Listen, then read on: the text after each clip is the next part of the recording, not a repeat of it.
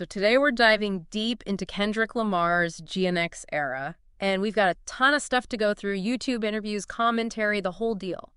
Yeah, I mean, not just Kendrick speaking about his work, but we've got other perspectives on the music. Yeah. Of course, Yeah. that back and forth Forget about with Drake that had everyone buzzing. that whole thing with Drake.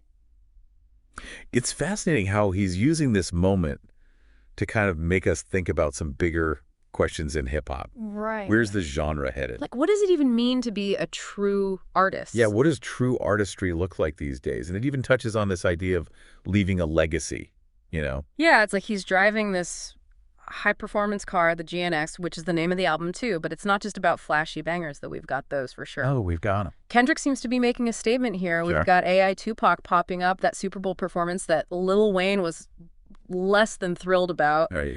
And Kendrick's gone almost totally silent in the press while his music is like Topping every chart. topping every chart. What's going on here? It's almost like he's orchestrating this piece of performance art. Yeah. By choosing not to speak to the media directly, he's controlling the narrative just as much as he does through his lyrics. Totally. To understand where Kendrick's coming from with GNX, we need to look back at his roots. Right. His breakthrough album, Good Kid, M.A.D. City, told this gritty, coming-of-age story straight out of Compton.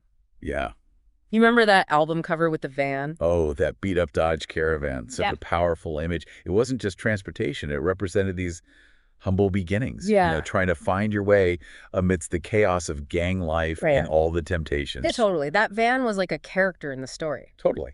Fast forward to today, and we've got this sleek Buick GNX on the GNX album cover. Yeah. Talk about a 180. Right. We've gone from a symbol of just getting by to a luxury muscle car. It screams success and power. It's a visual metaphor for his whole journey. Totally. He's not just an artist. He's become a brand. An icon. An icon. Yeah. And what's interesting is that Kendrick posted on Instagram about the GNX. Oh, right. He talked about it representing, you know, finding confidence in the face of all the messy, complicated stuff life throws at you. That word confidence keeps coming up. Yeah. But what kind of confidence are we talking about? Right. Is it that like brash in your face, look at me now kind of confidence? Or is it something deeper, something earned from all the struggles and the triumphs he's gone through? I think that's a great question. Yeah. And I think that's something that Kendrick really wants us to grapple with. Right. Is this the confidence of someone who's made it to the top and is letting everyone know? Yeah. Or is it the confidence of someone who's finally comfortable in their own skin, who's found their voice and their purpose and isn't afraid to let it shine? Okay, and then there's this whole Drake situation, which adds another layer to the idea of confidence. Oh, yeah? It felt like things really ignited when Kendrick jumped on that Future and Metro Boomin track, like that. Right. That verse was interpreted by many as a direct challenge to Drake's style and his whole approach to the industry. Totally. He was taking aim at everything from his use of AI Tupac to his more commercialized sound, even touching on the lavish lifestyle that Drake often raps about. And then we see these two completely different reactions. Drake's in the studio dropping diss track after diss track. Oh, yeah. We got push-ups, tailor-made. Right. The list goes on. Meanwhile, Kendrick goes completely radio silent. It's like he's saying, my music speaks for itself. Yeah. And that silence is a statement in itself. It is. Drake feeds the hype machine with these constant releases, while Kendrick's deliberate absence forces us to lean in and dissect his lyrics, searching for those deeper meanings hidden within GNX. It's a power move. It's a power move. This beef isn't just two guys trading barbs, though. It sparked this huge debate about what's real in hip-hop. Yeah. Is it about staying true to your roots, grinding it out, and speaking your truth no matter what?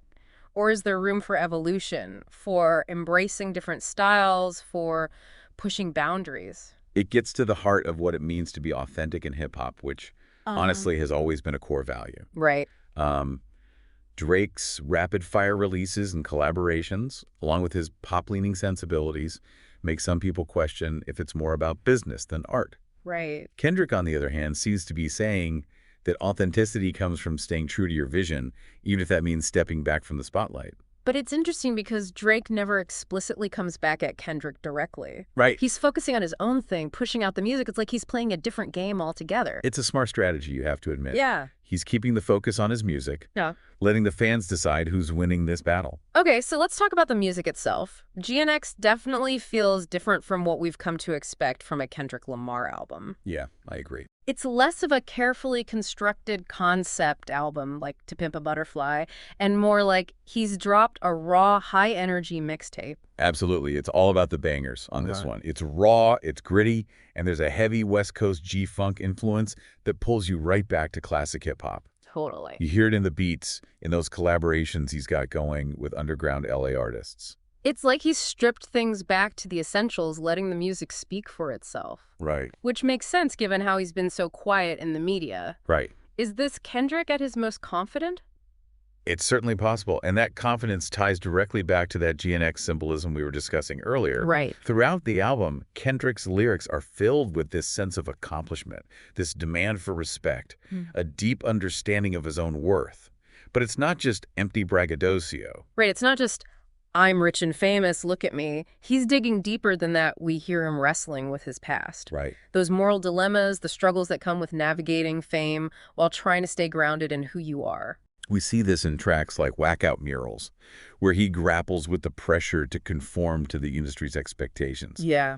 And then you've got Reincarnated, where he reflects on the challenges faced by those who came before him, drawing parallels to his own path. It's like he's saying, look, I've achieved all this success, but it doesn't mean I've got it all figured out. Right. I'm still working through my stuff, still trying to be a better person, a better artist. It's refreshing. Most rappers at his level wouldn't be that vulnerable. Totally. And speaking of vulnerability, there's that whole situation with the Super Bowl where Lil Wayne was publicly upset that Kendrick was chosen to perform instead of him. Right. Did that add fuel to the fire with Drake?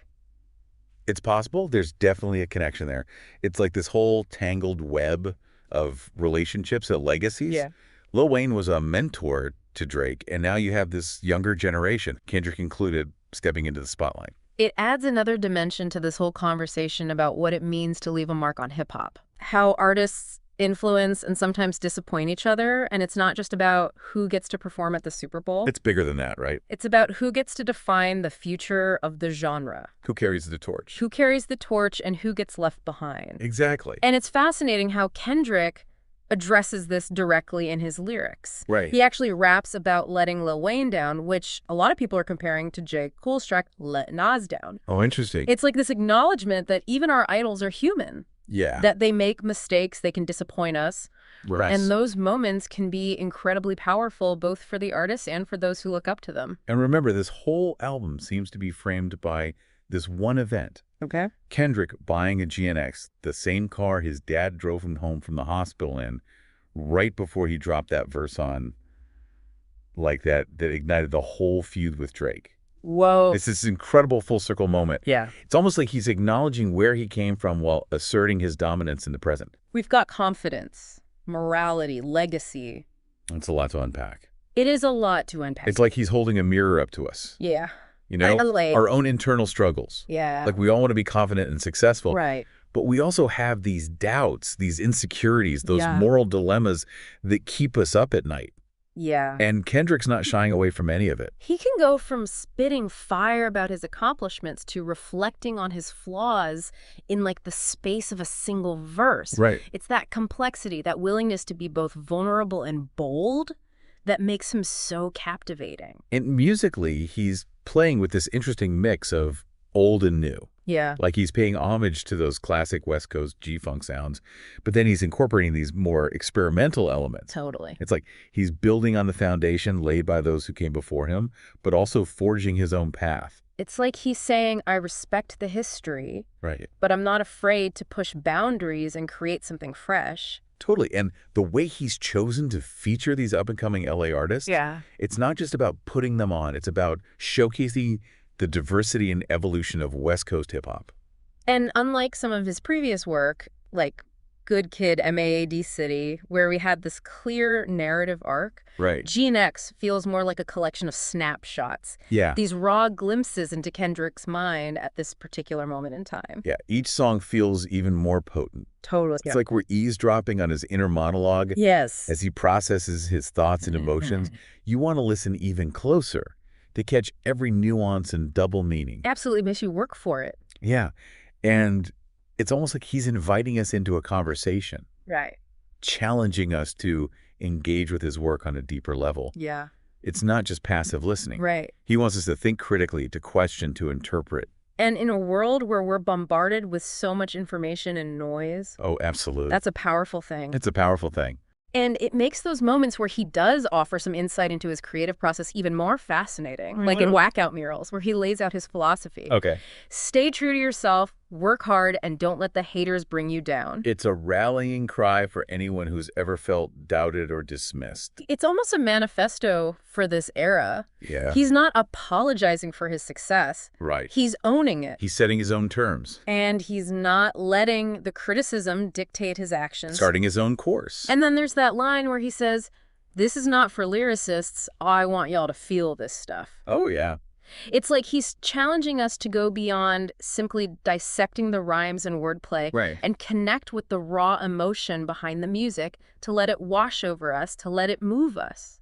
Which brings us back to this idea of authenticity. Yeah. It's not just about technical skill or clever wordplay. Right. It's about pouring your heart and soul into the music, being vulnerable, being real. Right. And that's ultimately what makes Kendrick such a compelling artist. Speaking of vulnerability, Reincarnated is like a prime example. Oh, yeah. The way he channels these legendary artists like John Lee Hooker and Dinah Washington. Right. It's like he's tapping into this deeper well of Black musical history and exploring his own place within that lineage. It's a beautiful and complex meditation on legacy and the passing down of like creative energy and resilience from generation to generation. Totally. And then when he brings it back to his own story, reflecting on his past and seeking guidance, it's both humbling and inspiring. It is. It's like he's saying, I've inherited this greatness, but I'm still on my own journey, still figuring things out, still striving for something more. And the way he structures that internal struggle, that back and forth with the priest figure, it adds another layer of depth and tension. Totally. It's almost like he's questioning his own righteousness. Yeah. Wrestling with the duality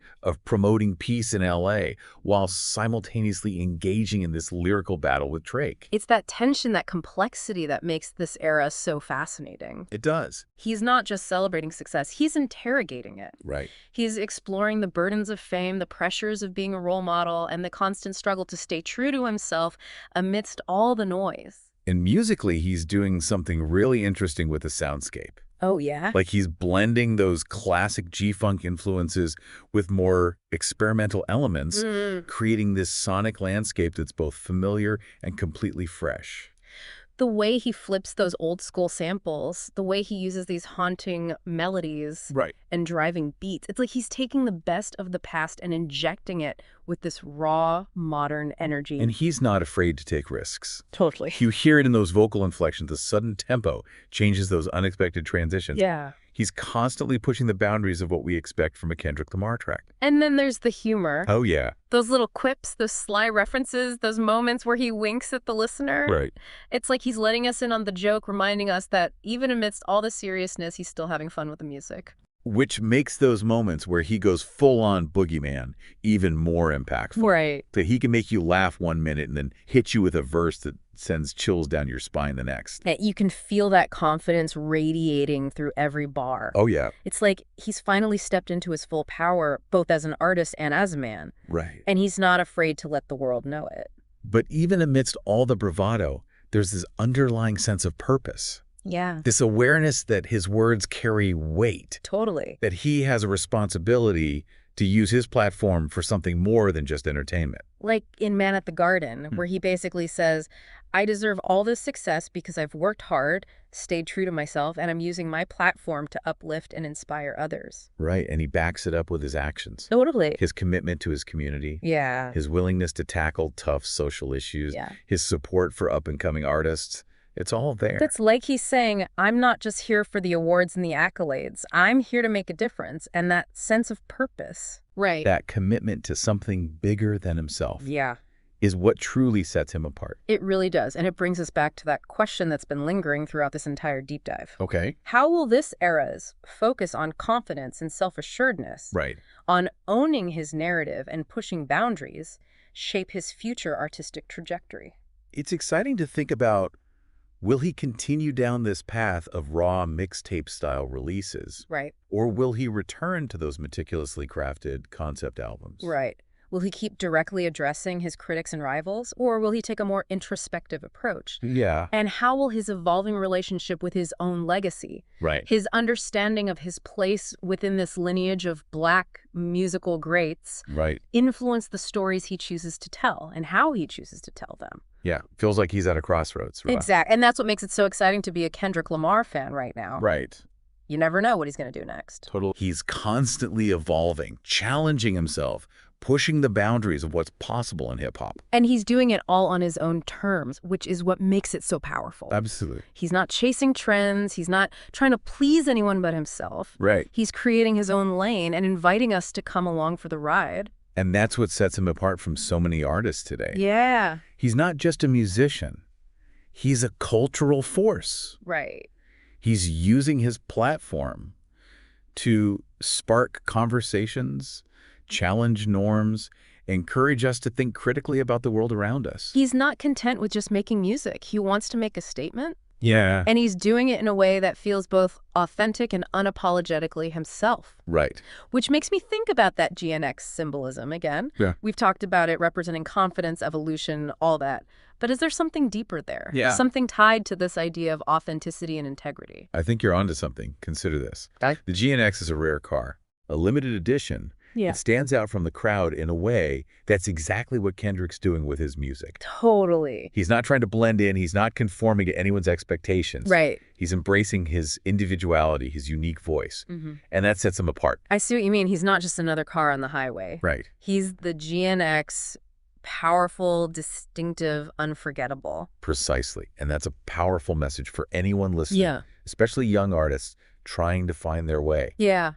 It's about embracing what makes you different, Right. what makes you stand out from the crowd, and using that to fuel your creativity. It's about being the exception, not the rule. Exactly. Which takes guts, it takes confidence, and that, of course, brings us right back to what this whole era seems to be about. And it's not just about individual success. Right. It's about using your platform, your voice, to uplift and inspire others. Totally. It's about creating a space for those who don't fit the mold, Right. for those who are pushing boundaries, challenging the status quo. It's about building a community. Yeah, movement. A movement, a force for positive change. Right. And that's what I find so inspiring about Kendrick Lamar.